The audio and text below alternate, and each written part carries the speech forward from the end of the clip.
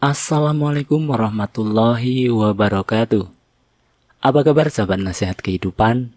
Kali ini saya akan kembali lagi menceritakan kisah misteri yang berjudul Pesan dari Mereka bagian kelima. Tengah malam, Dayuh terbangun. Ia terkaget mendengar suara Hanif. Dengan mimik wajah pucat, Dayuh mencoba memasang telinganya.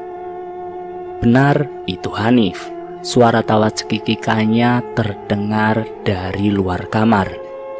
Dengan pelan, Dayuh melangkah keluar untuk memeriksanya. Baru saja Dayuh membuka pintu, sebuah bayangan di ruang tamu terlihat. Sosok yang tengah warawiri seperti tengah menimang bayi. Selain itu, sunyi sepi suasana itu mendukung, membuat Dayuh mudah mendengar suara Hanif yang tengah tertawa. Selain itu, ada suara lain, suaranya lirih sekali. Dayuh melihat sosok bertelanjang kaki, membelakanginya dan sedang menimang-nimang Hanif. Namun tepat ketika Dayuh mengamatinya, sosok itu berhenti bergerak.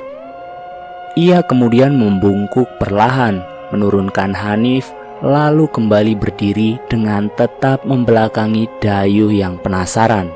Dari balik sosok itu, Hanif merangkak mendekati Dayuh. Suaranya beriak, Dayuh langsung menyambutnya sebelum sosok itu lenyap, hilang begitu saja.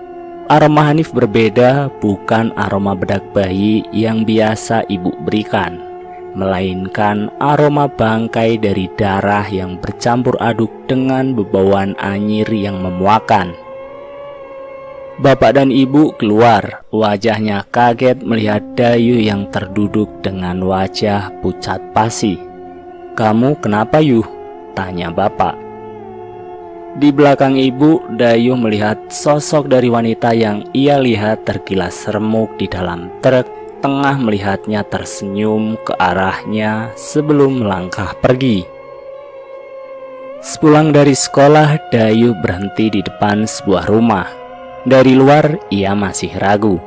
Namun tekad yang sudah Dayuh kumpulkan sejak tadi kini menyeruak seakan ia memang harus menemui wanita yang akrab ia panggil Bude. Benar saja, baru saja dibicarakan, Bude keluar menyambutnya.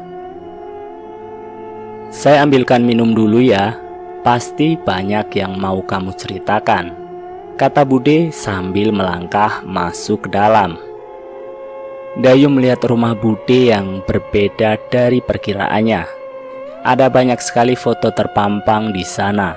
Namun dari sekian banyak benda yang ada di sini, Dayuh lebih tertarik terhadap mesin jahit yang ada di depannya.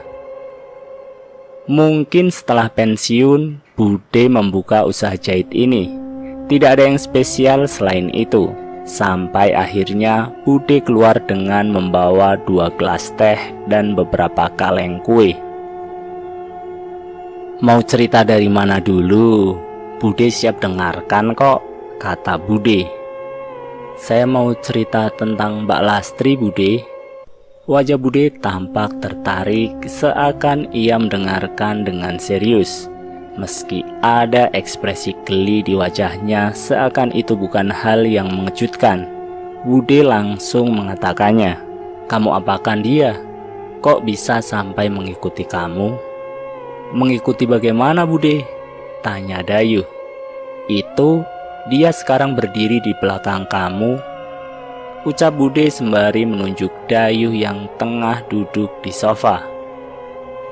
"Saya cuma bercanda kok," kata Bude lagi mencoba mencairkan suasana. Dayuh sudah tidak bisa bicara apa-apa lagi. "Jadi kenakalan macam apa yang sudah kamu lakukan sama Mbak Lastri ini, sampai ia tidak ikhlas untuk pergi dan malah mengikuti Hanif?"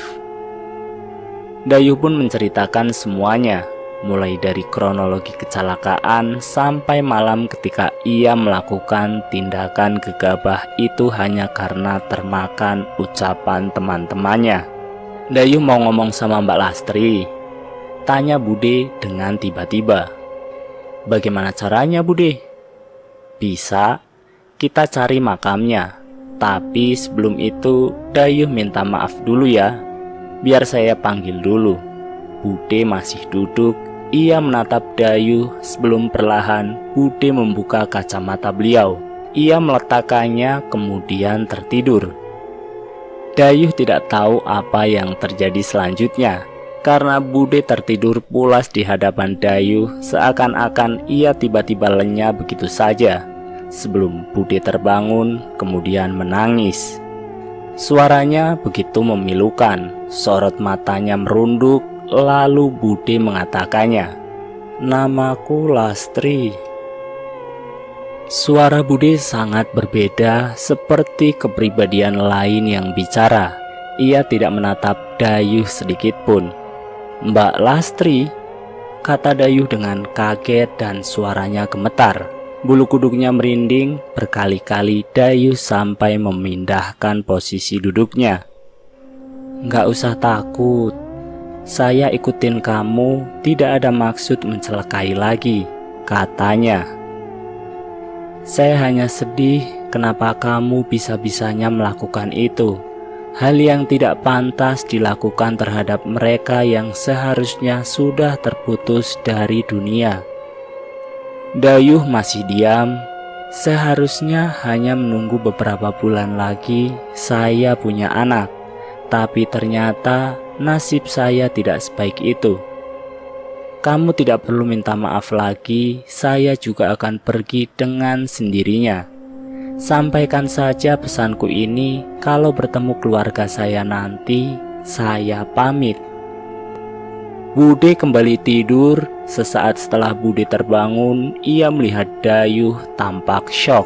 Tidak banyak yang dibicarakan setelah itu, namun Bude mengatakannya, "Anak saya sudah tahu di mana almarhumah dikuburkan.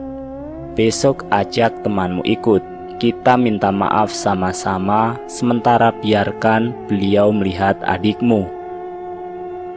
Jadikan pelajaran saja, tidak etis memperlakukan seorang yang sudah meninggal dengan melakukan hal semacam itu. Mereka sudah terputus dari tugas di dunia.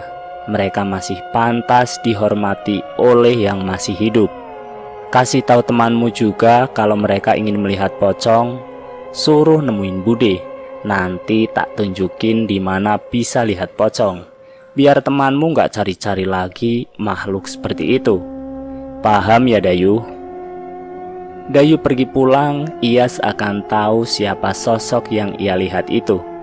Mungkin sosok menyerupai Hanif adalah janin yang seharusnya lahir dari rahim Mbak Lastri.